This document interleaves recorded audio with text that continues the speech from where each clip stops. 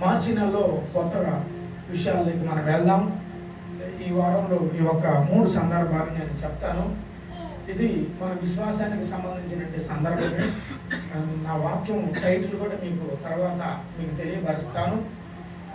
ముఖ్యంగా ఇప్పుడు రెండో తిమోతి పత్రికలో నుంచి మాటను మనం తీసుకొని ఆ తర్వాత మనం ఏం చేయబోతున్నాం అనేది దేవుడు సన్నిధిలో మనం తెలుసుకున్నాం. 2 తిమోతి 2వ అధ్యాయం 2 తిమోతి 2వ అధ్యాయము 2 తిమోతి 2వ అధ్యాయం 3-4 వచనాలు చదువుకున్నాం. 3-4 వచనాలు. అమ్మా, క్రీస్తు యేసు యొక్క మంచి సైనికుని వలె చూడండి, నాతో పాటు శ్రమను అనుభవించుము. సైనికుడైన వాడు ఎవడు కూడా యుద్ధానికి పోయేటప్పుడు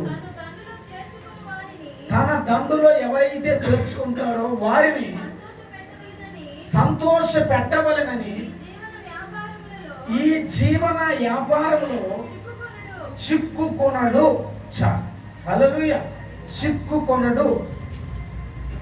ఇక్కడ ఏమంటున్నాడు? చిక్కుకొనడు అని దేవుడు తెలియపరుస్తున్నాడు. అంటే క్రీస్తు యేసు యొక్క మంచి సైనికుని వలె. చూడండి, క్రీస్తు బిడ్డలుగా ఉన్న మనము ఎలాగ ఉండాలి అంటే మంచి సైనికుని వలె ఉండాలి. ఉదాహరణకి నేను చెప్పాలి అంటే, నేను 5th క్లాసో 6th క్లాసో చదువుకునేటప్పుడు మా ఊర్లో అరుణ రెసిడెన్షియల్ అని స్కూల్ పెట్టారు. ఆ స్కూల్లో కబడ్డీ ఆట ఆడించేవాళ్ళు. కబడ్డీ ఆట ఆడిస్తే వాళ్ళల్లో ఒక మనిషి, నేను కొంచెం మందంగా ఉన్నానని ఫస్టే నన్ను లీడర్గా వాళ్ళు ఇద్దరుంటే, ఆ త్రాసు వేసిన తర్వాత అటు సైడ్ త్రాసు బండి, ఇటు సైడ్ త్రాసు బండి, మొట్టమొదట నన్నే కోరుకునేవాడు. దేంట్లో? కబడ్డీ ఆటలో. ఎందుకంటే కొంచెం కబడ్డీ ఆట ఆడటం నాకు కొంచెం ప్రాక్టీస్ ఉంది, తెలుసు నాకు. అలాగే ఎలాగ ఆడాలి, ఎలాగ తీసుకురావాలి అని. ఒకవేళ ఓడిపోయే స్థితి వచ్చినా కూడా లాస్ట్ మూమెంట్లో ఏదో ఒక రకంగా సాధించి గెలుచుకొని వచ్చేవాడు. అయితే అందులో అతడు నన్ను ఎన్నుకున్నది అతడు నన్ను సంతోష పెట్టడానికి కాదు, కానీ అతడు నన్ను ఎన్నుకున్నది తనలో ఉన్న టీముతో పాటు నేను కూడా శ్రమపడి వాళ్ళతో పాటు ఆ టీమును గెలిపించాలి అని. ఏమైనా? హల్లెలూయా. నాకున్న ఆ మందాన్ని బట్టి, నాకున్న బలాన్ని బట్టి అతను నన్ను చేర్చుకోలేదు, కానీ నేను కూడా వాళ్ళతో పాటు శ్రమ పడతాను అని, కపటం లేకుండా ఆడతాను అని, ఆటని గెలిపిస్తానే అని ఒక ఆశతో, ఆలోచనతో అతడు నన్ను ఎన్నుకోవటం జరిగింది. అయితే ఇక్కడ పౌలు గారు కూడా చెప్తున్నట్టు మాట ఏమిటంటే, యేసుక్రీస్తు విషయంలో మనం పోరాడుతూ ఉన్నప్పుడు, ఎన్నో ఆటుపోటులు తగులుతూ ఉన్నప్పుడు, ఈ ఆటుపోటుల్లో కొన్ని శ్రమలు మీకు కలుగుతూ ఉన్నప్పుడు నీవు సైనికుని వలె ఆ విషయంలో పోరాడాలి తప్ప నీవు ఓడిపోయి విఫలము చెంది తిరిగి వెనక్కి వచ్చేవాడిగా నువ్వు ఉండటానికి వీలు లేదు అని క్రైస్తవులుగా మనకు చెప్తున్నాడు ఆయన జవాబు. ఏమైనా? హల్లెలూయా. క్రీస్తుని వెంబడించే ఒక మంచి సైనికుని వలె నీకు అనేక పోరాటాలు వస్తాయి, అనేకమైన వ్యతిరేకతలు వస్తాయి, అనేకమైన విషయాలు నిన్ను కృంగతీయటానికి, నీలో ఉన్న మనశ్శాంతి లేకుండా చేయటానికి వస్తాయి. అయితే నువ్వేం చేయాలి అయ్యా అంటే, నువ్వు క్రీస్తులో ఉన్నందువల్ల నువ్వు చేయాల్సిన పని ఏమిటంటే సైనికుని వలె నీవు పోరాడాలి. హల్లెలూయా. నీవు సైనికుని వలె ఒక క్రైస్తవ ఇల్లాలుగా, ఒక క్రైస్తవ కుమారుడిగా, కుమార్తెగా నీ కుటుంబంలోనైనా, నీ ఆఫీసులోనైనా, నీ బయటైనా, నీ లోపలైనా, ఎక్కడైనా ఏ సమస్యకైనా సరే, ఏ అనారోగ్యానికైనా సరే నువ్వు పోరాడాలి. చూడండి, చివరాఖరిలో ఊపిరి పోబోయేటప్పుడు కూడా బ్రతకాలని అతను కూడా చాలా ఫోర్స్ చేసి బ్రతకటానికి ప్రయత్నం చేస్తాడు చనిపోబోయే ముందుగా. కానీ క్రీస్తు లేనందువల్ల, క్రీస్తు మహిమ ప్రత్యక్షత అతనిలో లేనందువల్ల, లేకపోతే వాడికి అంతవరకే దేవుడు రాసినందువల్ల అతడు అక్కడికి మరణిస్తాడు. లేదంటే రక్తపు మడుగులో వాడు కొట్టబెట్టలాడినా ఒకరోజు దేవుడు వాడిని లేపుతాడు. ఎందుకంటే మరణ పడకలో కూడా వాడు కొట్టుమిట్టులాడుతూ బ్రతకాలి అని ఒక ఆలోచనతో వాడు కలిగి ఉన్నాడు కనుక క్రీస్తు సైనికుని వలె వాడు పోరాడుతూ ఉన్నాడు. హల్లెలూయా. అయితే క్రీస్తు సైనికుని వలె నువ్వు పోరాడాలి అంటే నువ్వు ఎక్కడ ఉండాలి, నువ్వు ఎక్కడ నిలబడాలి, ఎక్కడ నిలబడితే నువ్వు గెలవగలుగుతావు, ఎక్కడ నిలబడితే నీ గెలుపుకి విజయం ఉంటుంది, ఎక్కడ నిలబడితే నీ గెలుపుకి ఆధారం ఉంటుంది. ఆ ఆధారాన్ని ఇప్పుడు మీరు చూడబోతున్నారు.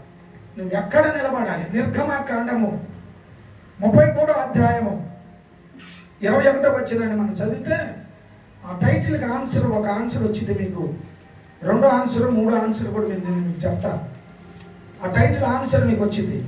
నిర్గమకాండము 33వ అధ్యాయము 21వ వచనాన్ని నువ్వు చదివితే, మరియు యెహోవా ఇదిగో నా సమీపమున ఒక స్థలము ఉన్నది. రాసుకోండి గట్టిగా, హల్లెలూయా. నా సమీపమున ఒక స్థలం ఉన్నది. నువ్వు విజయం పొందాలంటే నా సమీపమున ఒక స్థలము నీకు దాగి ఉన్నది. ఆ దాగి ఉన్న స్థలము పేరే బండ. హల్లెలూయా. నువ్వు ఎక్కడ నిలబడాలి అంటే బండ మీద నువ్వు నిలబడాలి. ఏమైనా కొట్టండి గట్టిగా సపరేట్లో, హల్లెలూయా. ఆ బండే యేసయ్యా. హల్లెలూయా. ఆ బండే యేసయ్యా. ఈ బండ మీద కూర్చొని నీవు ప్రార్థన చేయిస్తే నువ్వు విజయాన్ని చూడబోతావు, కష్టాన్ని ఎదిరించగలుగుతావు. వచ్చిన ప్రతి ఒక్కరికి జవాబు చెప్పగలిగిన మెలకువను, తెలివిని, జ్ఞానమును, వివేకమును, బుద్ధిని దేవుడు నీకు ఆ బండ మీద నీకు అనుగ్రహిస్తాడు. ఆ బండ మీద నువ్వు నిలబడి నేర్చుకొని ముందుకు నడవగలిగేటట్టుగా దేవుని యొక్క కృప నిన్ను వెంబడిస్తూ ఉంటుంది. హల్లెలూయా. నీవు దేవుని సన్నిధానములో దేవుని బండ మీద నువ్వు నిలబడకుండా ఎన్ని నేపాలు చెప్పినా, ఎన్ని కబుర్లు చెప్పినా, ఎంత చేయడానికి ప్రయత్నం చేసినప్పటికీ బండ మీద నువ్వు నిలబడకపోతే నీ జీవితం అర్థమే. అందుకే 2 ఇళ్లను గురించి దేవుడు చెప్పాడు. ఒకటి బండ మీద కట్టబడిన ఇల్లు, మరొకటి ఇసుక నేల మీద కట్టబడిన ఇల్లు. బండ మీద కట్టబడిన ఇల్లు వర్షం వచ్చింది, వరద వచ్చింది, ఉరుములు వచ్చినాయి, మెరుపులు వచ్చినాయి, మరి గాలి వచ్చి ఆ ఇంటి మీద పడినప్పటికీ అది బండ మీద కట్టబడి ఉన్నది కనుక అది ఏమాత్రము కూలిపోలేదు. చెప్పటం గట్టిగా, హల్లెలూయా. అదే ఇసుక నేల మీద కట్టబడినది, వర్షం వచ్చింది, వరద వచ్చింది, మెరుపులు వచ్చినాయి, అనేకమైన సమస్యలు దాని మీద వచ్చి పడంగానే నేల మీద కట్టబడినట్టు ఆ ఇల్లు కూలిపోవడం జరిగింది.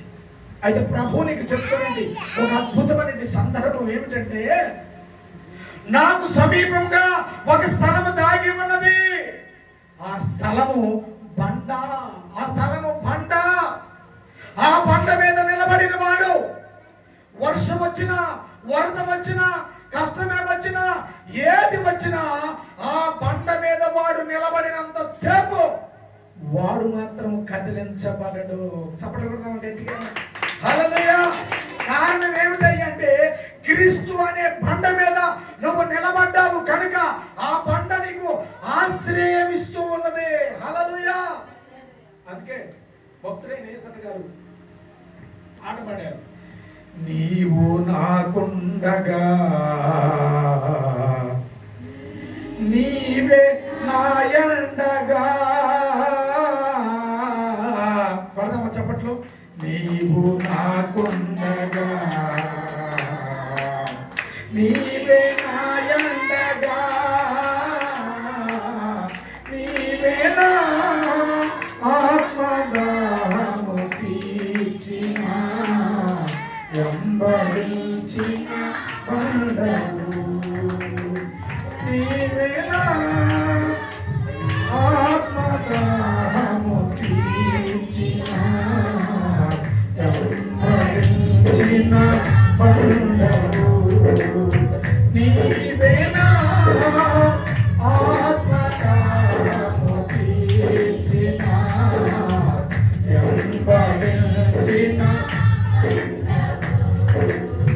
కలవరి పడినే కొండల వైపు కన్నులెత్తుతున్నా, కొండల వైపు నా కన్నులెత్తి కొలువతో నేను కుమెలనా, కొలువతో నేను కుమెలనా. నీవు నాకుండగా, నీవే నాయండగా, నీవు నాకుండగా, నీవే నాయండగా, నీవే నా ఆపదను తీర్చిన ఎంబడించిన పండగు. హల్లెలూయా. ఈ బండ ఏం చేస్తుందంటే నీకు దాహం తీర్చింది. ఈ బండ ఏం చేసిందంటే నీకు ఆకలి తీరుస్తుంది. ఈ బండ ఏం చేసిందంటే నీకు నీడనిస్తుంది. ఈ బండ ఏం చేసిందంటే నీకు వచ్చే శ్రమను ఆదుకునేటట్టుగా చేస్తుంది. హల్లెలూయా. కానీ నువ్వేం చేయాలి అంటే దేవుడు ఇక్కడ చెప్తున్నట్టు, నాకు సమీపంగా ఒక స్థలం ఉన్నది, ఆ స్థలము యందు నువ్వు నిలబడు, ఆ స్థలం ఏదనగా బండ. హల్లెలూయా. యేసయ్య అనబడినట్టు బండ మీద నువ్వు నిలబడి ఎలుగెత్తి ప్రభువును నువ్వు ఏడవగలిగి, ఎలుగెత్తి ప్రభువుకు నువ్వు చెప్పగలిగితే, వెలుగెత్తి ప్రభువును నువ్వు అడగగలిగినట్లయితే ఆ బండ నీకు దాహాన్ని తెరవగలిగేదానికి శక్తి కలిగినట్టు బండ. ఆ బండే యేసుక్రీస్తు. హల్లెలూయా, హల్లెలూయా, హల్లెలూయా. ఆ బండని నీవు నేను మనము సమీపించాలి అంట. ఆ బండను మనం ఏం చేయాలి?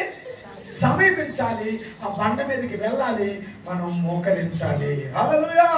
నువ్వు మోకరించకుండా బండ నీకు అగపడుతున్నా దాని మీదకి వెళ్ళకుండా, దాని మీదకి పొద్దుగుకులు ఏం వెళ్తావులే, నా సొంత ప్రయత్నం నేను చేస్తానులే అని చెప్పేసి నువ్వెన్ని ప్రయత్నాలు చేసి గొలుసుకి కొన్ని లింకులు ఉంటాయి, అవి తగిలించినట్లుగా రైలు పెట్టేలాగా పొడుగు పెరగటమే తప్ప నీ సమస్య మాత్రం అది తీరుతో. హల్లెలూయా. అందుకే దేవుడు ఆ మాట చెప్తున్న సందర్భం, నాకు సమీపంగా ఒకటి ఉన్నది, అది బండ. ఆ బండ మీద ఎవరు నిలబడాలి? మనము నిలబడాలి. ఎవరైతే బండ మీద నిలబడి తనకున్న సమస్యని ప్రభువుకు చెప్పుకోగలుగుతారో, తనకున్న ప్రాబ్లాన్ని దేవునికి చెప్పుకోగలిగి ఏడవగలుగుతారు, ఎంతవరకు తన కన్నీటిని ఆ బండ మీద కార్చగలుగుతారు, కార్చగలిగిన ప్రతి బాష్ప బిందుని ఆయన తుడిచి ఆదరించి పంపించగలిగిన దానికి సమర్థుడట. హల్లెలూయా. ఈ అనుభవం నీకు నాకు మనకు ఉండాలి. సంఘములో, కుటుంబంలో ఒక భర్తగా నీకు ఉండాలి, కుటుంబంలో ఒక భార్యగా నీకు ఉండాలి, సంఘంలో ఒక వ్యక్తిగా కూడా నీకు ఇది ఉండాలి. అది నీకు వ్యతిరేకమైనటువంటి పోరాటమైనా సరే దాని కోసం దక్కించుకున్నంత వరకు ఆ బండని నువ్వు సమీపించాలి, దాన్ని విడిచిపెట్టడానికి వీలు లేదు అని ప్రభు చెప్తూ ఉన్నాడు. హల్లెలూయా. చూడండి, 1 కొరింథీ 10:4 వచనంలో కూడా ఒక మాట రాయబడి ఉంది. అందులోనే 1 కొరింథీ 10:4 త్వరగా 1 కొరింథీ 10:4 1 కొరింథీ 10:4 చదువుతాను. నేను క్రీస్తు నిమిత్తము అందరూ ఆత్మ సంబంధమైన ఒకే ఆహారాన్ని మీరు భుజించండి. అందరూ ఆత్మ సంబంధమైన ఒకే పానీయమును మీరు పానము చేసి, ఏలయనగా మమ్మల్ని వెంబడించిన ఆత్మ సంబంధమైన బండలోనిది త్రాగిరి. చాలు తల్లి. చూడండి, వాళ్ళు ఎక్కడ తాగారట? బండలో వచ్చినట్టు ఆ స్వీట్నెస్, బండలో వచ్చినట్టు ఆహారాన్ని, బండలో వచ్చినట్టు నా నీటిని, బండలో వచ్చినట్టు ఆహారాన్ని, బండ కింద ఉన్న నీడని వాళ్ళు ఆశ్రయించి ఆ నీటినే తాగుతూ వచ్చారు. మోసే వెళుతూ ఉన్నప్పుడు నీళ్లు లేని ప్రతి దిక్క ఆయన బండతో మాట్లాడినప్పుడు లేదా బండతో కొట్టినప్పుడు బండలో నుంచి జీవ జలము వచ్చినప్పుడు వాళ్ళు బ్రతికారు. హల్లెలూయా. ఈరోజు బండాడబడిన క్రీస్తుల నుంచి వస్తున్నటువంటి అమూల్యమైన మాటలు నీ కొండికి తగులుతూ ఉన్నప్పుడు, నీ మనసుకు తగులుతున్నప్పుడు, ఆ వాక్యము వెలుగుగా నీ జీవితంలో నింపుతూ ఉన్నప్పుడు, ఆ వెలుగులో వస్తున్నట్టు ఆ దాహాన్ని నువ్వు తీర్చుకొని ఆ విధంగా కూడా నువ్వు నడవాలి అని, బండని ఆశ్రయించాలి అని ప్రభు కోరుకుంటున్నాను ఇక్కడ. హల్లెలూయా. నీకు ఏదే సపోర్ట్ లేదు, ఎవరు సపోర్ట్ నీకు చేయరు. ఒకవేళ సపోర్ట్ చేసినా ఆ చేసిన 5 నిమిషాలు 10 నిమిషాలు తప్ప నిత్యం వాళ్ళు నీకు చేయలేరు, స్వీకరించలేకపోవచ్చు. కానీ నేను చెబుతున్నా, యేసుక్రీస్తు అనబడినంటి ఆయన సమీపముకు వెళ్ళి ఆయన మీద నువ్వు నిలబడి నువ్వు చేయగలిగినట్లు కానీ అయితే నీకు ఏ సమస్య ఉందో ఆ సమస్యను తీర్చి నిన్ను ఆయన వర్ధిల్లింపజేయడానికి, విజయాన్ని పొందించేదాని కొరకు శక్తి కలిగినటువంటి వాడు. హల్లెలూయా. ఆయనే మనకి అండ, ఆయనే మనకి బండ. కాబట్టి ఆ బండల నుంచి వచ్చే నీరు తాగినప్పుడు నువ్వు శక్తికి మించిన ప్రయాణం నువ్వు చేయడానికి దేవుడు శక్తి కలిగిన కార్యాలు నీ పట్ల చేయబోతున్నాడు. హల్లెలూయా. ఏమన్నాడు చివరి వాటి మధ్యలో మా మాట, మమ్మల్ని ఎంబడించిన, చూడండి, మమ్మల్ని ఎంబడించిన ఆత్మ సంబంధమైన, చూడండి ఏమన్నాడు, మమ్మల్ని ఎంబడించిన ఆత్మ సంబంధమైన బండలోనిది తాగిరి. ఆ బండ మరి ఎవరో కాదు కానీ ఆ బండ నువ్వు నేను ఆరాధిస్తున్నా క్రీస్తే. హల్లెలూయా. నీకు మేలు జరగాలంటే ఆ బండ దగ్గరికి నువ్వు రావాలి. నీకు మేలు జరగాలంటే ఆ బండ మీద నువ్వు నిలబడాలి. నీకు దేవుడు సహాయం కావాలి అంటే కొంతసేపు వాళ్ళ వైపు కొంతసేపు వీళ్ళ వైపు నువ్వు చూడటం మానివేసుకొని నీ అనుదినము ఉన్న విషయాన్ని ఆ బండ దగ్గరికి వెళ్ళి నువ్వు మొరపెట్టగలిగినట్లుగానైతే ఆ బండే నీకు దాహాన్ని తీర్చగలుగుతుంది. చూడండి, యేసుక్రీస్తు ప్రభు వారు బాప్తిసం తీసుకున్నామంటే అరణ్యంలోకి నెట్టబడి ఎక్కడ ఎవరిని ఆశ్రయించాడు అంటే దేవుని యొక్క పాదాలని ఆయన ఆశ్రయించాడు. 40 రాత్రులు 40 పగళ్ళు అన్నము నీళ్లు లేకుండా కటిక ఉపవాసం ఉండి దేవునితో గడపగలిగిన శక్తిని ఆయన పొందుకోగలిగాడు. అంటే ఎవరి శక్తితో ఆయన మానవ రూపకంగా అక్కడికి వెళ్ళగలిగాడంటే దేవుని యొక్క శక్తితోనే ఆయన అక్కడికి వెళ్ళగలిగి 40 రాత్రులు 40 పగళ్ళు ఆయన అన్నము నీళ్ళు లేకుండా దేవుని సన్నిధిలో ప్రార్థన చేయగలిగాడు. హల్లెలూయా. నువ్వు నేను ఈరోజు బలంగా ఉండాలి అంటే, శక్తి కలిగిన వారిగా మనం ఉండాలి అంటే నువ్వు క్రీస్తు అనే బండ దగ్గర నువ్వు నివాసముగా ప్రార్థన చెయ్యాలి. ఎక్కడ నువ్వు నిలబడాలి అంటే బండ మీద నువ్వు నిలబడాలి. నీ బ్రతుకు బండ మీదనే నిలబడాలి. ఆ బండే క్రీస్తు. ఆ బండే నీకు జయాన్ని ఇచ్చేది, ఆ బండే నీకు విజయాన్ని సాధించేది, ఆ బండే నీకు నేర్పడతానని చెప్పగలిగేది, ఆ బండే నీకు మెలకువలు నేర్పించేది, ఆ బండే నీకు సమస్యల నుంచి నిన్ను విడిపించగలిగేది. నువ్వు ఆయన్ని వెంబడించినంత వరకు నీ జీవితంలో ఏమీ జరగదు. మేలు జరగాలి అంటే ఆయన నువ్వు వెంబడించుదువుగాక. ద్వితీయోపదేశకాండం 31వ అధ్యాయము, జకరియా గ్రంథము 3వ అధ్యాయం కూడా, ద్వితీయోపదేశకాండము 5:31.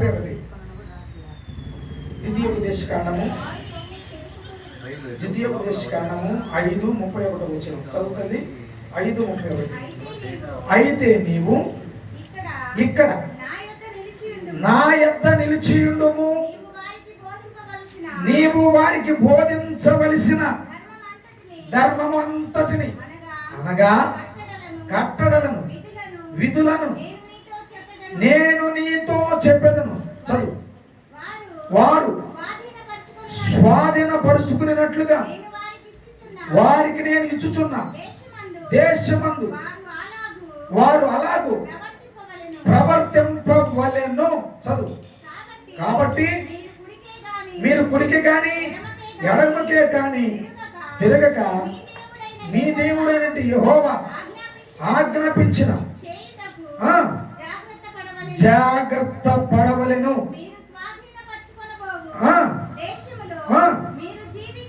మీరు జీవించుచు మేలు కలిగి దీర్ఘాయుష్మంతులు అగినట్లు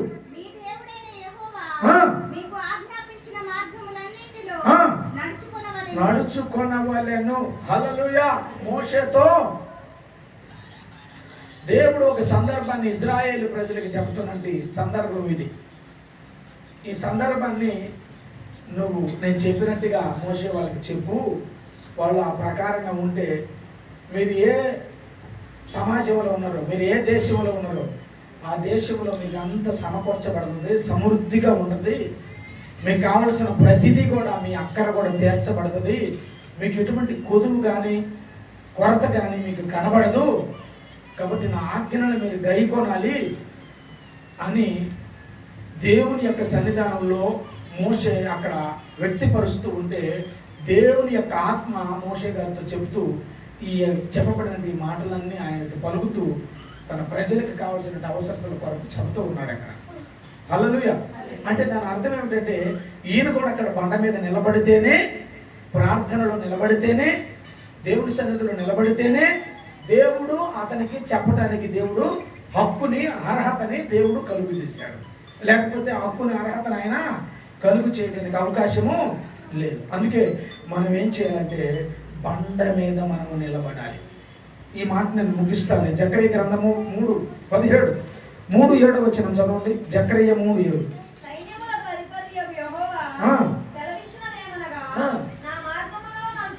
నా మార్గములలో మీరు నడుచుచు,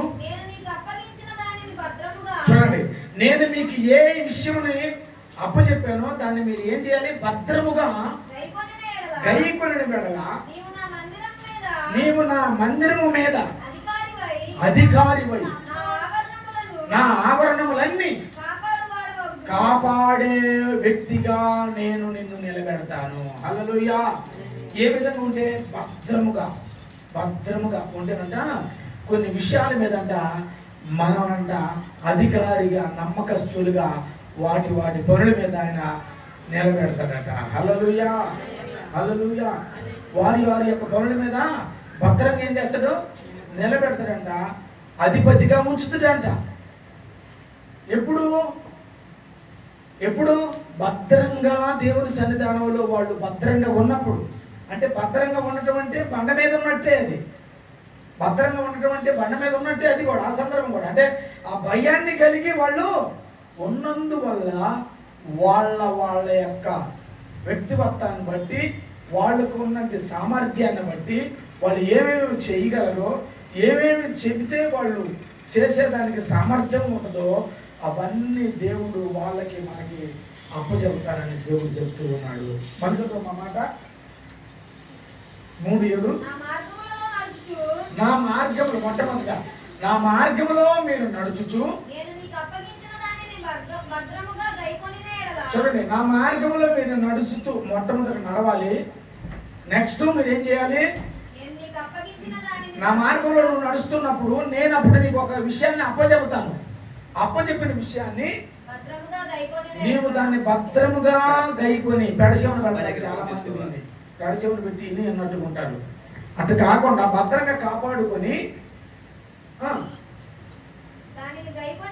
దానిని భద్రంగా కాపాడుకోవటం ఒకటే కాకుండా దాన్ని విషయమే నువ్వు ఏం చేయాలంటే గైకొనాలి, గుర్తించాలి. దాన్ని గుర్తించాలి. ఆ విషయాన్ని గుర్తించి గుర్తించగలిగితే అప్పుడు దేవుని యొక్క పనుల మీద నీకు ఒక అధికారాన్ని చేపడు. స్టెఫెను మరి దేవుని యొక్క సేవకులకి వంట వండేవాడు. స్టెఫెను వంట వండుతూ వంట అందరికి పెడుతూ కూడా ఆయన సువార్త ప్రకటన చేసేవాడు. ఎవరి సామర్థ్యాన్ని బట్టి వారికి ఆ అర్హతను దేవుడు అప్పచెబుతాడు. ఈ అర్హతలన్నీ మనకు తెలియాలి అంటే, నీ జీవితం గురించి నీకు తెలియాలంటే, నీ రాబోయే భవిష్యత్తుల గురించి నీకు తెలియాలంటే, నీ బిడ్డల భవిష్యత్తు నీకు తెలియాలంటే, బట్ ఫస్ట్ ఆఫ్ ఆల్ నువ్వు ఎక్కడ ఉండాలంటే నువ్వు బండ మీద నిలబడితేనే ఇవన్నీ నీకు తెలుస్తాయి. హల్లెలూయా. అన్న ప్రార్థన చేసి చెప్పండి అన్న, మాకు మేమేం చేయాలి చెప్పండి అన్న అని నువ్వు అడగవు. అన్న ప్రార్థన చేసి చెప్పండి అన్న, నాకు అర్థం కావట్లేదు ఈ విషయం అని నువ్వు చెప్పవు. ఎందుకంటే నీతో మాట్లాడేవాడే నీ పక్కన వాడితో మాట్లాడతాడు, నీ పక్కన వాడితో మాట్లాడేవాడే నీతో మాట్లాడేవాడు. హల్లెలూయా. ఆయన ఒకరికి ఒక రకంగా మరొక రకంగా ఉండి ఆయన పక్షపాతం చూపించే దేవుడు మన దేవుడు. మన దేవుడు సమాన హక్కునిచ్చి నడిపింపగలిగేవాడు. హల్లెలూయా. అయితే ఎవరు ఎక్కువగా బండ మీద నిలబడతారో ఆ బండ మీద నిలబడినట్టు వారికి పూర్తి విషయాలను దేవుడు తెలియపరుస్తాడు. హల్లెలూయా, హల్లెలూయా. కాబట్టి మనం ఏం చేయాలంటే బండ మీద నిలబడాలి. ఫస్ట్ ఆఫ్ ఆల్ పాయింట్ ఏంది? మనము సంఘంలో ఉన్న మనము కుటుంబంలో భర్తగా, కుటుంబంలో భార్యగా, సంఘంలో ఒక వ్యక్తిగా మనం ఎక్కడ నిలబడాలట? బండ మీద. బండ మీద అంటే దాని అర్థము ప్రార్థన, ప్రార్థన, ప్రార్థన అనే విషయం మీద నువ్వు నిలబడాలి. బండ అంటే క్రీస్తు అనే విషయాన్ని నువ్వు గుర్తించాలి. రెండో పాయింట్ ఏమిటంటే బండ మీద నిలబడిన నీవు చక్కగా నిలబడాలి. హల్లెలూయా. బండ మీద నిలబడినటువంటి వారికి నిలబడటం కాదు, బండ మీద నిలబడిన నీవు స్ట్రైట్ గా నిలబడాలి, చక్కగా నిలబడాలి, హోందాగా ఉండాలి. నువ్వు బండ మీద నిలబడి కూడా ఊగులాడుతా ఉన్నావు అనుకో, ఓలబెండులాగా ఊగుతున్నావు అనుకో, నువ్వు చక్కగా నిలబడినట్ట. హల్లెలూయా. ఒక మాటలో నేను చెప్పాలంటే నాకు ఎన్నో కష్టాలు ఉన్నాయి, మీకు తెలుసు. కొంత నా పర్సనల్ కష్టాలు కూడా నాకు ఉన్నాయి. కానీ మీ ముందు నేను గరుకుగా హోందాగా నిలబడటానికి గల కారణం ఏమిటి అంటే నాకు తెలిసిన సర్దులు నేను చెప్తున్నాను. నడిపింపబడుతున్న నేనే కూలిపోతూ సన్నగిల్లిపోయి ఏలాడతా ఊగులాడతా నేను వచ్చాను అనుకో, మీరు నన్ను చూసి ఏమనుకుంటారు? మీ మనసులో మీరు ఏమనుకుంటారు చెప్పండి? అంతే కదా అనుకునేది. అందుకని నాకు ఎన్ని పోట్లు వెనక పొడుస్తున్నా మీ ఎదుటి నేను ఎందుకు గరుగ్గా నిలబడతానో తెలుసా? ఆయన హోందాతనాన్ని చక్కగా నిలబెట్టేదాని కొరకు. చెప్పడం గట్టిగా. హల్లెలూయా.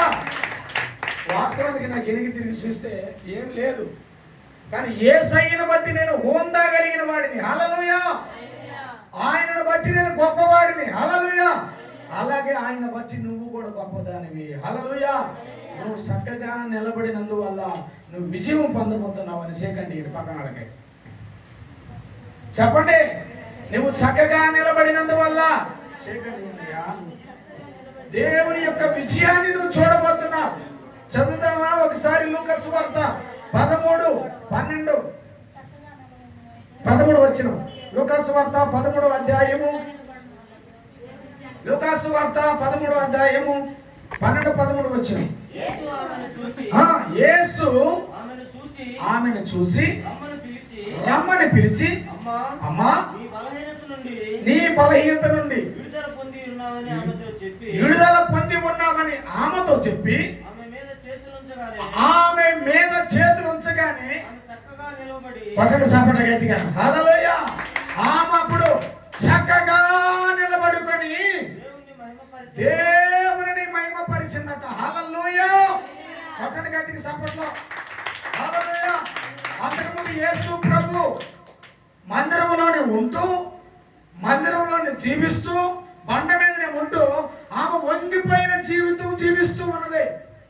ఈరోజు యేసు ప్రభును నమ్ముకొని మనము కూడా బలహీనత పరచబడుతున్నామంటే దీనికి గల కారణం ఏమిటంటే నువ్వు బండ మీద ఉన్న సంగతిని మర్చిపోయి చక్కగా నిలబడలేకపోతున్నావు. ఈరోజు దేవుడు మంచి ఆరోగ్యాన్ని ఇచ్చి కూడా నువ్వు నిలబడలేకపోతున్నావు. కారణం ఏమిటంటే నీకున్న బుద్ధిహీనత ఏమిటో నిన్ను నువ్వే పరీక్షించుకోవాలి. అయితే ఆమెకున్న బుద్ధిహీనత ఏమిటంటే క్రీస్తు అనే బండ మీద నిలబడి కూడా ఆమె వంగిపోయిన జీవితముగా ఉన్నది ఆమె జీవితం. అందుకని నా మీద ఉన్న నీ జీవితము వంగిపోయిన జీవితంగా ఉండటానికి వీలు లేదు. నువ్వు లే అని ఆమెని నిలబెట్టి ప్రార్థన చేస్తే ఆమె చక్కగా నిలబడి దేవుని మహిమపరిచిందట. హల్లెలూయా. ఈరోజు దేవుని మహిమపరిచే బిడ్డలుగా చక్కగా మనం నిలబడుతున్నావా? కాసేపు అటు, కాసేపు ఇటు, కాసేపు మరి సమాజంలో, కాసేపు మందిరంలో, కాసేపు లోకంలో, కాసేపు మందిరంలో, కాసేపు అటు, కాసేపు ఇటు వంకరతనమైన జీవితాన్ని, వంకరతనాన్ని కలిగి ఉన్నావా? ఒకసారి ఆలోచించండి. కానీ ఆమె చేసినది దేవుడు చెప్పిన మాటను అంగీకరించింది. నీవు నా సన్నిధిలో నిలబడి ఇంకా ఎన్నాళ్ళు వంకరతనము కలిగిన వ్యక్తిగా వంగిపోయి ఉంటావు అని దేవుడు ఆమెను చూసి చేయి చాచి ప్రార్థించగానే వంగిపోయినంటే ఆమె నడుము చక్కగా నిలబడుకొని ఉన్నదట. హల్లెలూయా, హల్లెలూయా. నీవు ఏ విషయంలో వంగిపోయావో, ఏ విషయంలో బెండ్ అయ్యావో, ఏ విషయంలో సతికిల పడిపోయావో, ఏ విషయంలో ప్రార్థించలేకపోతున్నావో, ఏ విషయంలో నిరీక్షణ లేని వ్యక్తిగా ఉన్నావో, ఏ విషయంలో గురి లేనట్టు వ్యక్తిగా ఉన్నావో, ఏ విషయంలో పరుగు లేనట్టు వ్యక్తిగా ఉన్నావో, ఏ విషయంలో దాహము లేనట్టు వ్యక్తిగా ఉన్నావో నాకైతే తెలియదు. కానీ బండ మీద ఉన్న నీవు చక్కగా నిలబడాలని దేవుడు కోరుకుంటున్నాడు. కొట్టాలి గట్టిగా. హల్లెలూయా. నీవు మాత్రం బండ మీద నిలబడ్డావు, కానీ నీ జీవితం మాత్రం చక్కగా లేదు. అది దేవుడు చెబుతున్న మాట. నా మీద నిలబడిన నీవు వంకరతనంలో నిలబడడానికి వీలు లేదు. నీవేం చేయాలంటే చక్కగా నిలబడాలి. హల్లెలూయా. చక్కగా నువ్వు నిలబడాలి. వంకరతనముగా నువ్వు నిలబడటానికి లేదు. వంకరతనముగా నువ్వు మాట్లాడటానికి వీలు లేదు. వంకరమైన దృష్టి నీలో ఉండకూడదు. వంకరమైన తలంపులు నీలో రాకూడదు. వంకరగా మాట్లాడే ఆలోచనలు కూడా నీ జీవితంలో ఉండకూడదు. నువ్వు ఎక్కడ నిలబడి ఉన్నావు? బండ మీద నిలబడ్డావన్న సంగతి నువ్వు మర్చిపోవద్దు. నువ్వు బండ మీద నిలబడినట్టు వ్యక్తి అయితే వంకరతనం అనేది నీ జీవితంలో ఉండటానికి వీళ్ళు. నా సన్నిధికి వస్తూ ఇంకా నువ్వు వంకరతనంగా ఉంటే, నా సన్నిధికి వస్తూ ఇంకా నువ్వు లోకానుసారంగా మాట్లాడుతూ ఉంటే, నా సన్నిధికి వస్తూ ఇంకా నువ్వు మనసును మార్చుకోకుండా వస్తే, నా సన్నిధికి వస్తా ఇంకా నీవు నీ ఆలోచన మార్చుకోకుండా వస్తే, నా సన్నిధికి నువ్వు వస్తూ ఇంకా నీకు అదే ఆలోచనలతో నువ్వు ఉంటూ ఉంటే నేను నిన్ను ఆశీర్వదించను. అందుకే ఆ తల్లి దగ్గరికి దేవుడు వచ్చి ఏమన్నాడు? ఆ మాట ఏడు వచ్చినావు 13 వచ్చిన యేసు ఆమెను చూసి రమ్మని పిలిచి, అమ్మా నీ బలహీనతల నుంచి విడుదల పొంది ఉన్నామని ఆమెతో చెప్పి, ఆమె మీద ఎప్పుడైతే దేవుడు చేతులు ఉంచాడో ఆమె చక్కగా నిలబడి దేవుడిని మహిమపరిచేదానికి ఇష్టపడిందట. హల్లెలూయా. నీవు నేను కూడా ఎలాగ ఉండాలంటే మన సుబుద్ధిని మనం ఆధారం చేసుకోక దేవుడు మనం దేని మీద నిలబెట్టాడు, ఆ నిలబెట్టిన దాని మీద చక్కగా నిలబడి దేవుని సన్నిధానంలో దేవుణ్ణి చక్కగా నడిపించే వ్యక్తిగా మనం ముందుగాక. హల్లెలూయా. ముందు పోతున్నట్టే రైలు పెట్టి ఇట్ట వంకలంకలుగా వెళ్తుంటే వెనకొచ్చే పెట్లు కూడా అలాగే నడుస్తే నడవ. అలాగే నా యొక్క మంచితనం కరెక్ట్ లేకపోతే, నా మంచితనం లేనందువల్ల నా వెనకొచ్చేవాడు కూడా అలాగే అవుతారు. అది నా భార్య కావచ్చు, అది నా పిల్లలు కావచ్చు, నా రక్త సంబంధాలు కావచ్చు, నా బంధువులు కావచ్చు, ఎవ్రీథింగ్ వగేరా ఎవరైనా కావచ్చు. అవునా కదా? కాబట్టి నీ కుటుంబంలో కూడా నువ్వు చక్కగా నిలబడకపోతే, హల్లెలూయా, ప్రార్థనలో కానీ, మాట తీరులో కానీ, మంచి మాటలో కానీ, వైఖరిలో కానీ, బుద్ధిలో కానీ, గుణంలో కానీ, ఆలోచనలో కానీ నువ్వు కానీ కరెక్ట్గా నిలబడకపోతే ఆ వంకరతనం నీ జీవితంలోకి వస్తే ఆమె నడుము వంచినట్లుగా దేవుడు నీ నడుముని వంచి వేస్తాడు. కాబట్టి నువ్వు దేవుని సన్నిధికి వచ్చావు కాబట్టి దేవుడు నేను చక్కగా నిలబెట్టబోతున్నాడు. హల్లెలూయా. లూకా సువార్త 6వ అధ్యాయము 8వ వచనము 10వ వచనం 9వ వచనం కాకుండా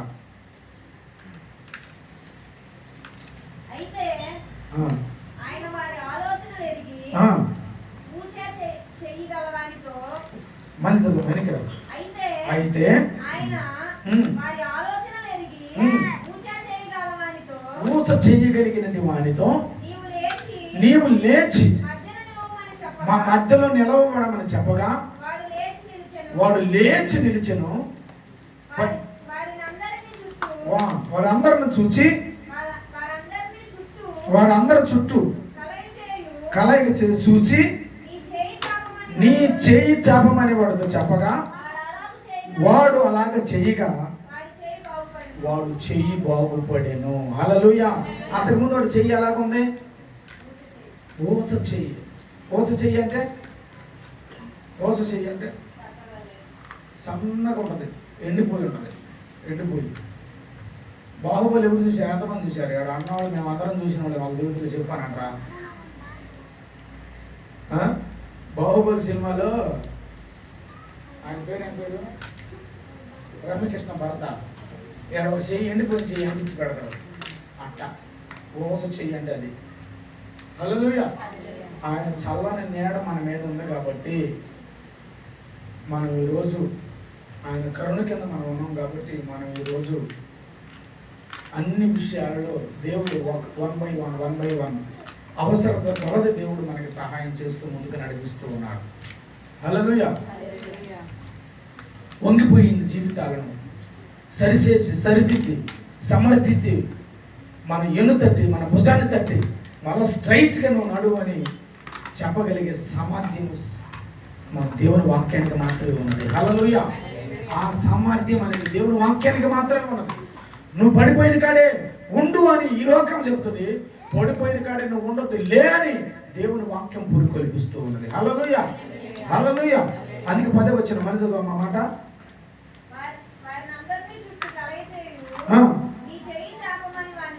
నీ చెయ్యి చాపమని వారితో చెప్పగా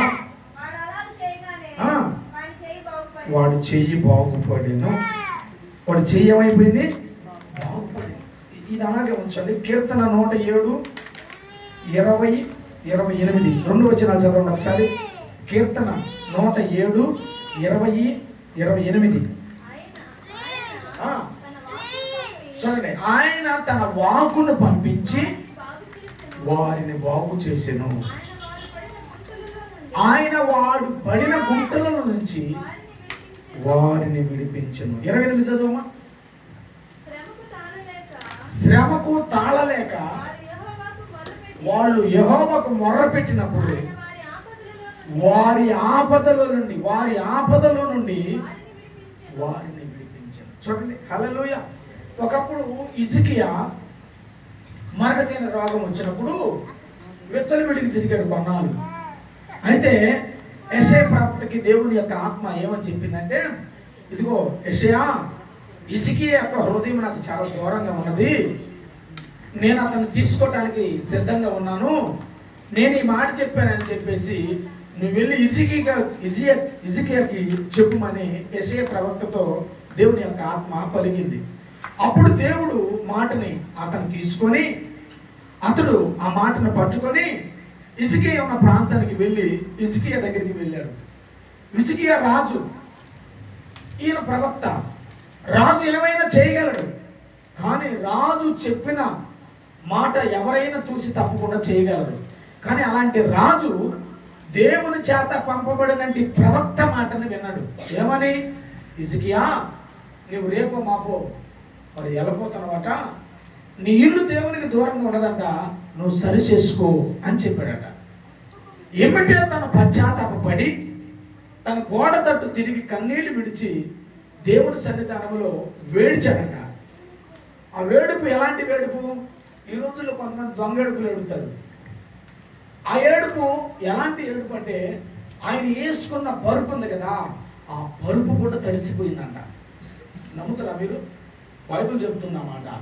ఆయన ఏ పరుపు అయితే వేసుకున్నాడో ఆ వేసుకున్న పరుపు తడిచిపోయిందంట. అంతగా ఆయన ఏడ్చాడంట, విలపించాడంట. ఆయనకి చెప్పి వెనక్కి తిరిగి అతను కొంచెం దూరం పోగానే తన చెనగోగులేక పోబోయే లోపు మళ్ళా దేవుని యొక్క ఆత్మ మళ్ళా యెషయాతో మాట్లాడిందంట. యెషయా, నీవు హిజ్కియాకి 15 సంవత్సరాల ఆయుష్ని నేను పొడిగిస్తానని చెప్పు అని.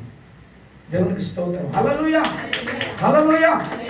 ఎందుకు ఆయన అలాగ చెప్పగలిగాడంటే, ఇప్పుడు మనం చదువుకున్న 28వ వచనంలో శ్రమకు తాళలేక దేవునికి వారు మొరపెడితే ఆయన వారికి ఉన్నంటి ఆపదలో నుంచి వారిని విడిపించాడు. హల్లెలూయా. వాళ్ళు పడిపోయిన గుంటల నుంచి విడిపించాడు. అంటే గుంటలో ఉన్నవాడు చక్కగా ఉన్నాడా, వంకగా ఉన్నాడా? చెప్పాలి. గుంటలో ఉన్నవాడు చక్కగా ఉన్నాడా, వంకగా ఉన్నాడా? చెప్పాలి. అర్థం కాదు. చెన్నై చెప్పి నాకు ఏమర్థమైంది? వంకరగానే ఉన్నాడు. అంటే వాడు పడిపోయాడు కదా. గుంట అనగా పడిపోయిన భావమే కదా. గుంట అంటే లోయర్ బెత్తనే కదా, లోపల పడిపోయిన వాడనే కదా అర్థము.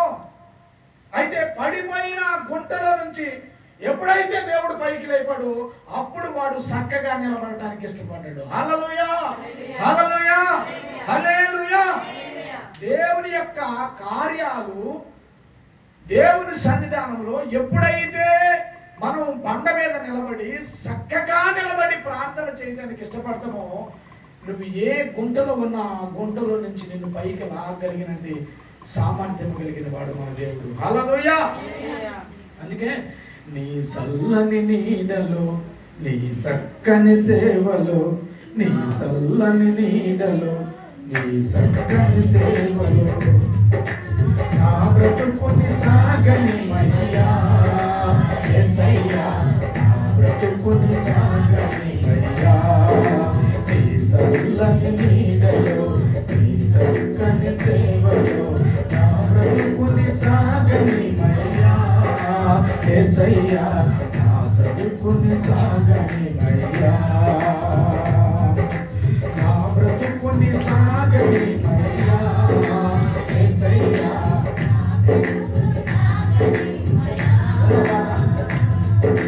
కష్టాలు ఎన్ని వచ్చినా,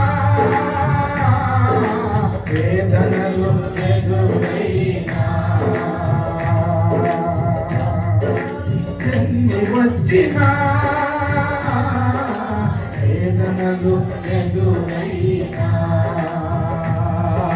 నీ కృపా నాకు చాలు, నీ కాపుదలమే, నీ కృపా నాకు చాలు, నీ కాపుదలమే.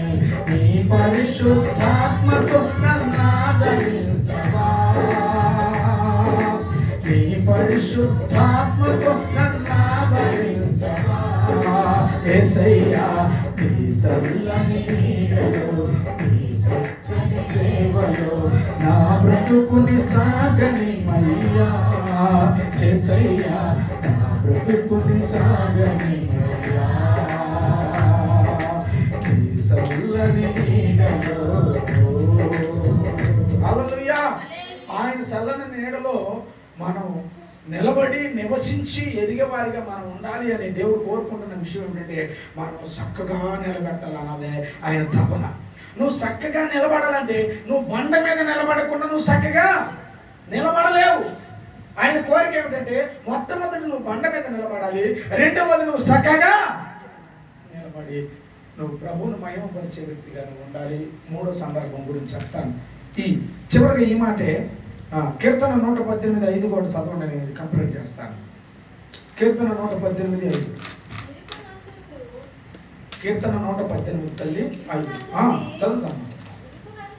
ఇరుకునందుండి, అబ్బా ఎక్కడుండి? ఇరుకునందుండి నేను యెహోవాకు మొర్రపెట్టి తిని, అబ్బా విశాల స్థలమందు. అబ్బా ఎంత గొప్పవాడండి. హల్లెలూయా.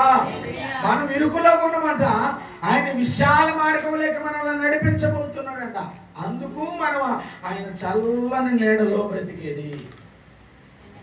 అంటే విరుకులో ఉంటే నువ్వు ఏమైపోతావు?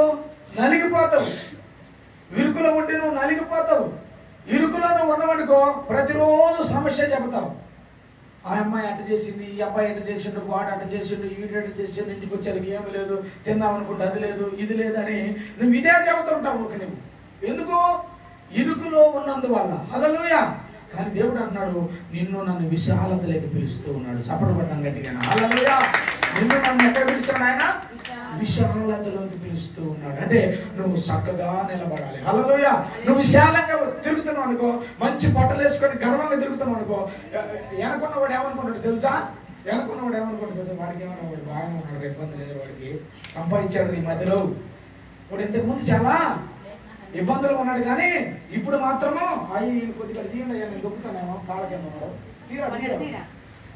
అయితే వాడికేమిరా వాడు బ్రహ్మాండంగా ఉన్నాడు అంటారా? అనరా? విరుకుల నుంచి. విరుకులో ఉన్నవాడిని ఏమంటారు? విరుకులో ఉన్నవాడిని ఏమంటారు? రాత్రి నేను పంపిస్తేనే తెమ్మన్నాడు, లేదురా ఎవరు పంపించుకోలేదురా అంటారు. అంటారా? అనరాదా? అది విశాలతలోకి వస్తే చెప్పండి, మీకు తెలిసిన విషయం. విశాలతలోకి వస్తే ఒకప్పుడు మన బ్రతుకులు బిల్డింగుల కింద గుడిసెలు వేసుకున్న బ్రతుకులు మన బ్రతుకులు, అందరి బ్రతుకులు. మీరు బిల్డింగ్ పక్కనే వేసుకోవాలి కానీ గుడిసె, నేను బిల్డింగ్ కిందే వేసుకున్నాను గుడిసె. మన బ్రతుకులు అది. ఏమైనా హల్లెలూయా. ఈరోజు 3,000 4,000 5,000 6,000 కిరాయి కట్టుకోగలిగే సమర్థత మనకి దేవుడు ఇచ్చాడు. కొట్టగా సమర్థత. హల్లెలూయా, హల్లెలూయా. ఇరుకులో నుంచి విశాలతలోకి తీసుకొచ్చి నిన్ను నన్ను నడిపించగలిగిన సామర్థ్యం కలిగిన వాడు దేవుడు. హల్లెలూయా. ఒకవేళ భార్య మెత్తపడింది అనుకో, భర్త అనుకోండి ఏం కాదు కానీ జరిగింది దేవుడు చూసుకుంటాను అంటాడు. లేకపోతే భర్తే మెత్తపడ్డాడు అనుకోండి, భార్య ఏమంటుంది, ఏంది నువ్వు డల్ అయిపోతున్నావు, దేవుడు చూసుకుంటాడు, ఏం కాదు బా అని వాళ్ళు బలపరచగలుగుతారు. ఎందుకంటే దేవుని యొక్క ఆత్మ ప్రోత్సహిస్తూ ఉంటుంది, దేవుని యొక్క ఆత్మ బలపరుస్తూ ఉంటుంది. హల్లెలూయా. కాబట్టి నువ్వేం చేయాలంటే చక్కగా నిలబడాలి. ఫస్ట్ ఆఫ్ ఆల్ ఏంది? బండ మీద నిలబడాలి. రెండవది చక్కగా నిలబడాలి. చక్కగా నిలబడిన నువ్వు దేవుని మహిమపరచాలి. మూడో మాట హల్లెలూయా. దేవుని మనము మహిమపరచాలి. చదువుదాం కీర్తనలు నిర్గమకాండం 33. నిర్గమకాండం 33 17-18. కాగా యెహోవా నీవు చెప్పిన మాట చొప్పున చేసేదను. నీ మీద నాకు కటాక్షం కలిగి ఉన్నది.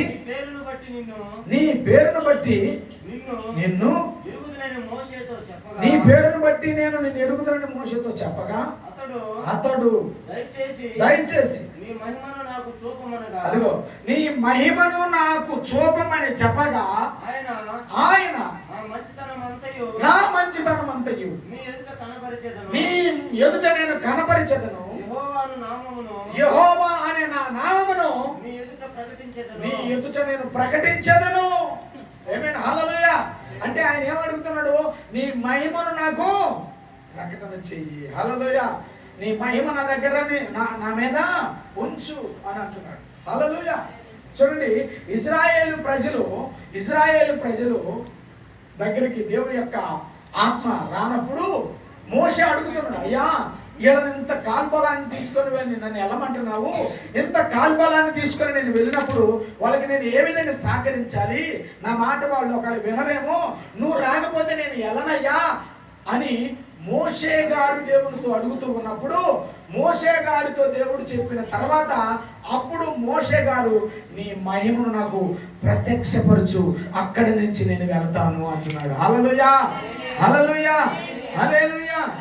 ఆయన మహిమను ఎప్పుడైతే మోషే చూశాడో అప్పుడు దేవుణ్ణి మహిమపరుస్తూ దేవుని ఆరాధిస్తూ దేవునితో నిబంధన చేసుకుంటాననే విషయాలు చెప్పుకుంటూ చప్పట్లు కొడుతూ ఘనపరుచుకుంటూ దేవుని యొక్క ప్రజలను ఆయన తోడుకొని వెళ్ళడానికి దేవుడు మోషే గారికి సహకరించాడట. హల్లెలూయా. కాబట్టి నువ్వు నేను బండ మీద మనం నిలబడినప్పుడు, చక్కగా మనం నిలబడినప్పుడు దేవుడు మహిమ ఎప్పుడైతే మనకు చూపించగలుగుతాడో ఆ మహిమను బట్టే నువ్వు దేవుని గణపరుచుకుంటూ వెళ్ళాలి తప్ప ఇంకెక్కడన్నా కాలం వచ్చినప్పుడు ఆ కాలం దగ్గర నువ్వు ఆగకూడదు.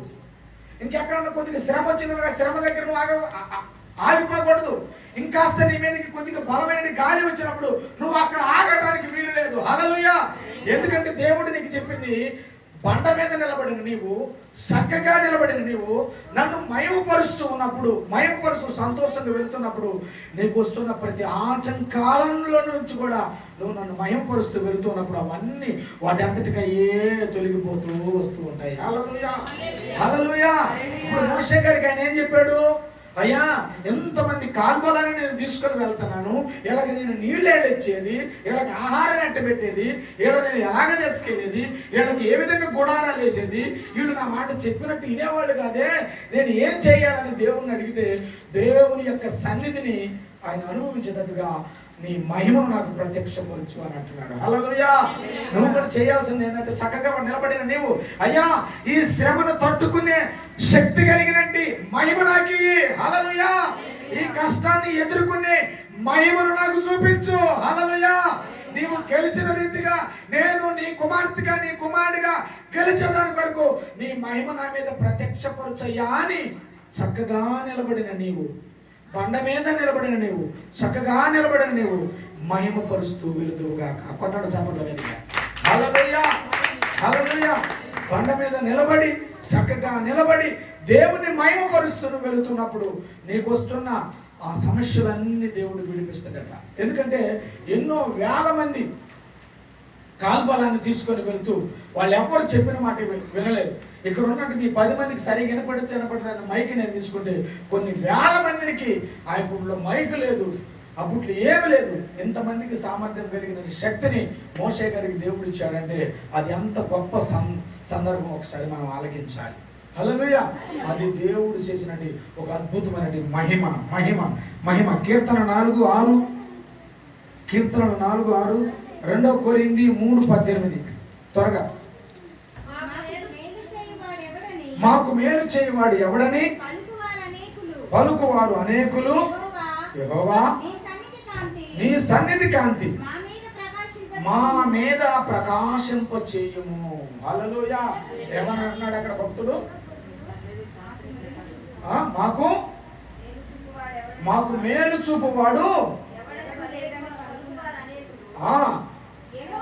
యెహోవా నీ సన్నిధి కాంతిని నా మీద ప్రకాశింపు చేయము. హల్లెలూయా. నీ సన్నిధిలో ఉన్న ఆ కాంతి మా మీద ప్రకాశింపు చేయము.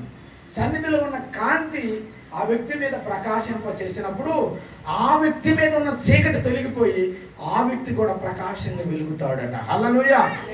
ఏ వ్యక్తి అయితే చీకటిలో ఉంటాడో ఆ వ్యక్తి మీద దేవుని యొక్క సన్నిధి ప్రకాశమానంగా పడదో ఆ వ్యక్తి చీకటిలో ఉన్న ఆ వ్యక్తి వెలుగులో కనబడేటట్టుగా చేయగలుగుతాడంట. ఇప్పుడు చూడండి, ఆ ధరిన ఎక్కడన్నా ఒక చీకటి గదిలో ఒక వ్యక్తి బల్బులు లేకుండా మరి చీకటి గదిలో ఉండడం అనుకోండి, కరెంట్ లేదనుకోండి, ఆ వ్యక్తిని మనం గమనించాలి అంటే మన చేతిలో టార్చ్ లైట్ ఉంటే మన చేతిలో ఉన్న టార్చ్ ఎప్పుడైతే ఆ మనిషి మీద పడుతుందో ఆ మనిషి మీద పడ్డ ఆ చీకటి ఏమైపోతుంది? తొలగిపోయి ఆ మనిషి అక్కడ ఉన్నాడు అనే గుర్తించేటట్టుగా ఈ వెలుతురు చేసినట్టుగా ఆయన సన్నిధి మనల్ని అలా విధంగా చేయబోతుందట. హల్లెలూయా. ఆయన సన్నిధి మనల్ని అలాగా చేయబోతుందంట. అందుకే ఇందాక మనవాడు పాడుకున్నారు చూడు, మహిమ ఘనతకు అర్హుడవు నీవే నా దైవము, మహిమ ఘనతకు అర్హుడవు నీవే నా దైవము. ఆయన దైవంగా ఉండి మనకి కార్యం చేయడానికి ఇష్టపడుతున్నాడు. హల్లెలూయా. కాబట్టి ఆయన మన మహిమ పరిచే వారిగా ఉండాలి అని ప్రభు కోరుకుంటున్నాడు. 2 కొరింథీ 3:18, 2 కొరింథీ 4:6. మనందరము ముసుగులేని ముఖముతో మనమందరము ముసుగులేని మహిమతో ప్రభు యొక్క మహిమను అద్దము వలె ప్రతిఫలింప చేయొచ్చు. చూడండి, మనము మహిమలో నుండి అధిక మహిమలోకి వెళ్ళేటట్టుగా కోరుకుంటున్నాడు దేవుడు. మహిమ ఒక ఎంత అయితే అధిక మహిమలోకి మనం వెళ్ళేటట్టుగా చేయాలన్నది దేవుని యొక్క కార్యం. అంటే అధిక మహిమ అంటే దేవుణ్ణి ఆరాధించే విషయంలో మహిమగా ఉండాలి, మహిమకరంగా ఉండాలి. మనలో కొంతమంది అసలు ఆరాధన చేస్తుంటే నాకేం పట్టలేదు అన్నట్టుగా ఉంటారు కొంతమంది. నాకేం పట్టలేదు అని దేవుని మహిమపరచరు. మహిమ వేరు, అధిక మహిమ వేరు. మహిమ ఉన్నప్పుడు ఒక రకంగా ఉన్నారు, అధిక మహిమ ఉన్నప్పుడు ఉల్లసిస్తూ ఉన్నారు. హల్లెలూయా. అధిక మహిమ కలిగిన వారిగా మనం ఉండాలి అంటున్నాడు దేవుడు ఇక్కడ. హల్లెలూయా. కాబట్టి ఆరాధన చేసేటప్పుడైనా వాక్యం వినేటప్పుడైనా మనం ఎలాగ ఉండాలంటే అధిక మహిమ కలిగిన వారిగా స్వీకరించాలి దేన్నైనా. అంతేకాని మనకేం పట్టలేదులే అన్నట్టుగా కానీ నువ్వు ఉన్నట్లుగానే అయితే నీకు దానివల్ల ఏ ఉపయోగమో. అందుకే దేవుడు అన్నాడు అధిక మహిమ. ఆ మహిమ ఎలాగ చూపిస్తుంది అంటే అద్దము వలె నీకు చూపిస్తుంది అంట. అద్దం దగ్గరికి పోయి నిన్ను చూసుకున్నావు అనుకో, నువ్వు కాకుండా ఏరే మొక్కం అగపడింది అక్కడ. ఎవరు అగపడతారు? నా అద్దంలో నువ్వు పోయి అద్దంలో చూసుకున్నావు, ఎవరు అగపడతారు చెప్పండి? ఏ రాయితే అగపడదుగా. అలాగ కనపడాలంట దేవుని ఎదుట మనం, ఆయన మహిమలో అలాగ కనపడాలంట మనం. అప్పుడే దేవుడు అధిక మహిమకి స్తోత్రాలుడిగా కనపడతాడు. ఏమైనా హల్లెలూయా. చివరిగా నేను ముగిస్తాను. 4:6 అందులో అంధకారములో నుండి ఆ. వెలుగు ప్రకాశించును గాక. అంధకారములో ఉన్న జీవితంలో ఉన్న మనకి వెలుగు ప్రకాశించును గాక అని పలికిన దేవుడే అని పలికిన దేవుడే తన మహిమను గురించిన జ్ఞానము తనకున్నటి మహిమను గురించినటి జ్ఞానమును యేసుక్రీస్తునందు యేసుక్రీస్తు ప్రభునందు వెల్లడిపరచుటకు మనందరికి వెల్లడపరచుటకు మా హృదయములలో ప్రకాశించును. మన హృదయాలలో ఆ విషయం అంట ప్రకాశించబడుతుందట. అంటే ఒక దిక్కు ఉండదు ఇంకా అది. నువ్వు వెలిగించబడ్డావు కదా, నీలో వెలిగించబడినట్టు ఆ దాహం ఏం చేస్తుందంటే ఎదుటి వ్యక్తిని వెలిగించే దాని కొరకు ఆ దాహము అవతల వ్యక్తికి చెప్పాలి. రానమ్మ ప్రార్థనకు రండి, దేవుడు గొప్ప కార్యం చేస్తాడు, అద్భుతం చేస్తాడు దేవుడు. ఈ లోకంలో మనకి ఏమి లేదు, నిత్య నరకంలోకి మనం వెళ్ళకూడదు అని నీలో ఉన్న ఆత్మ ఎదుటి వ్యక్తికి ప్రోత్సాహపడతా ఉంటుందంట. హల్లెలూయా. ఏం చేస్తా ఉంటుంది? ప్రోత్సాహపడేటట్టుగా చేస్తుంటుందంట అధిక మహిమగా. హల్లెలూయా. నేను వివరంగా చెప్తే లేట్ అయిపోతుంది. తీతు 2:13, యెషయా గ్రంథం 35:2 చివరిగా నేను ముగిస్తాను. తీతు పత్రిక 2:13 వచ్చిన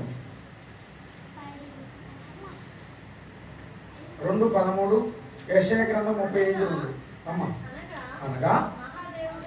అనగా మహాదేవుడు మన రక్షకుడైన యేసుక్రీస్తు ప్రభు మహిమ యొక్క చూడండి మహిమ యొక్క ప్రత్యక్షత కొరకు ఎదురు చూచుచు ఈ లోకములో స్వస్థ బుద్ధితోను నీతితోను భక్తితోను బ్రతుకు చుండవలనని మనకి ఈ వాక్యము బోధించుచు ఉన్నది. ఎలాగ బ్రతకమని చెబుతుంది? నీతితోను భక్తితోను స్వస్థ బుద్ధి కలిగినతోను ఇంకా మనం అలాగ బ్రతికుచుండవలెనని దేవుని యొక్క ఆత్మ మనకు తెలియపరుస్తున్నది. చివరికి యెషయా 35:2 ఏమంటున్నాడు? అది బహుగా ఫలించుచు చూడండి, అది బహుగా పూయిచు అది బహుగా పూయిచు ఉల్లసించును ఉల్లసించి సంగీతములను పాడును లెబనాను సౌందర్యము దానికి కలుగును లెబనాను సౌందర్యము దానికి కలుగును కర్మేలు షారోనులకున్న సొగసు దానికి ఉండును. చూడండి, సొగసంట కర్మేలు షారోనులకున్న సొగసు షారోనులకు ఉన్నట్టు సొగసు దానికి ఉండును. అది యెహోవా మహిమను మన దేవుని యొక్క తేజస్సును చూచును. హల్లెలూయా. అందుకే నీ మాట జీవము గలదయ్యా నా యేసయ్యా, నీ మాట అనండి, నీ మాట జీవము గలదయ్యా నా యేసయ్యా, నీ మాట మార్పు లేనిదయ్యా.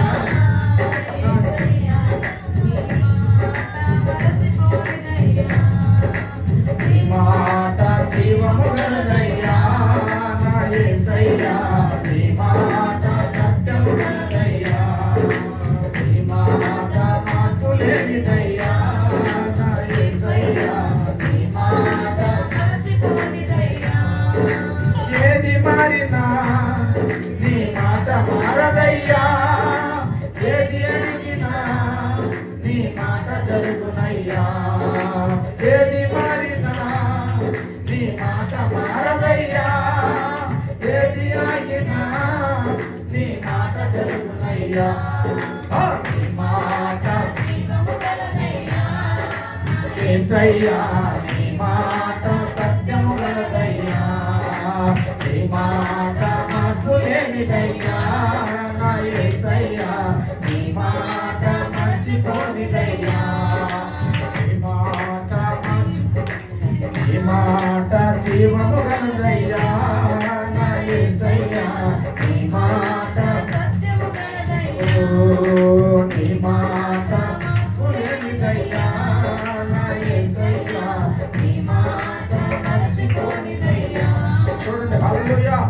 దేవుని మాటలు మర్చిపోతే దేవుని యొక్క ఆలోచనలు మనం ఆయన తగినట్లుగా మనం ఉండకపోతే మన జీవితం అంతా వ్యర్థమైన జీవితంగా మార్చబడుతుంది. అందుకే ఈరోజు దేవుడు మనతో మాట్లాడినట్టు 3 సందర్భాలు ఏమిటి అంటే, మనం క్రీస్తు సైనికుని వలె మనము పోరాడాలి. నీ కుటుంబంలో, నీ భక్తి విషయంలో, నీ భర్త విషయంలో, నీ భార్య విషయంలో, నీ పిల్లల విషయంలో, నీకు వచ్చే తిరుగుబాటు విషయంలో, నీకు వచ్చే అనారోగ్య విషయంలో ఒక సైనికునిగా నువ్వు పోరాడాలి. పోరాడి నువ్వు ఎక్కడ నిలబడాలి అంటే బండ మీద నువ్వు నిలబడితే నువ్వు పోరాడేదానికి ఒక అర్థము ఉంటుంది. బండ మీద నిలబడిన నీవు రెండవది చక్కగా నువ్వు నిలబడి దేవునిలో వెతగలిగితే మూడవది నువ్వు మహిమపరుచుకుంటూ పోతే దేవుని యొక్క ఆశీర్వాదం మన జీవితంలో కనబడుతుంది. హల్లెలూయా. కాబట్టి మనం అందరం చేయాల్సిన విషయం ఏమిటంటే, ఈ 2వ నెలలో చివరి ఆదివారానికి వచ్చినప్పుడు మనం చేయవలసింది ఏంటంటే, మనం దేవుని సన్నిధానంలో నిలబడాలి. రెండవది చక్కగా ఉండాలి. మూడవది మనం మహిమపరుస్తూనే వెళ్ళాలి తప్ప దేవుణ్ణి మాత్రం ఎక్కడ కించపరిచినట్లుగా మనం మన జీవితం బ్రతకకూడదు. మనం అలాగే జీవించడానికి వీలు లేదు. హల్లెలూయా. 3 సందర్భాలు. ఈ 3 సందర్భాలు మన జీవితంలో దేవుడు పరిపాలన చేసి మనల్ని అందరినీ ఆశీర్వాదకరంగా నడిపించునుగాక. హల్లెలూయా. హల్లెలూయా. పల్లవి చరణం